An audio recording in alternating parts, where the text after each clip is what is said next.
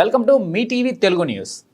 మాదక ద్రవ్యాల నిర్మూలన దినోత్సవం పురస్కరించుకొని మెదక్ జిల్లా ఎస్పీ ఆదేశాల మేరకు చిన్న శంకరంపేట మండల కేంద్రంలో స్థానిక ఎస్ఐ నారాయణ గౌడ్ ఆధ్వర్యంలో ప్రభుత్వ జూనియర్ కళాశాల మరియు తెలంగాణ మోడల్ పాఠశాల విద్యార్థులతో అవగాహన ర్యాలీ నిర్వహించారు. స్థానిక జూనియర్ కళాశాల నుండి ప్రారంభమైన ఈ ర్యాలీ గ్రామ పురవీధుల గుండా నిర్వహించారు. మాదక ద్రవ్యాలపై అవగాహన కల్పిస్తూ ఈ ర్యాలీ నిర్వహించారు.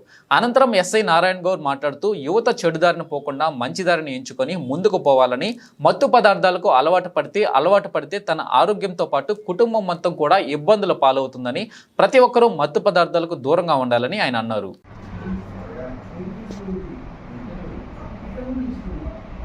ఎస్పీ గారి ఆదేశాల మేరకు ఈరోజు శంకరంపేట మండలంలో గల జూనియర్ కాలేజీ విద్యార్థులతో డ్రగ్స్పై అవేర్నెస్ ఇవ్వడం కోసం ర్యాలీ నిర్వహించడం జరిగింది.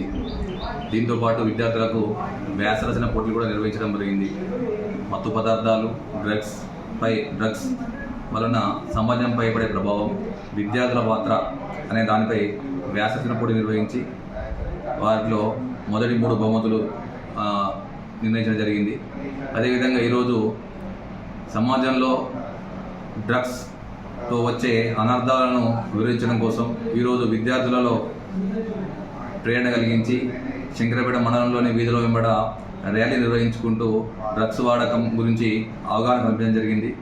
అదేవిధంగా డ్రగ్స్ అనేవి చాలామంది కుటుంబాలను విచ్ఛిన్నం చేస్తున్నవి.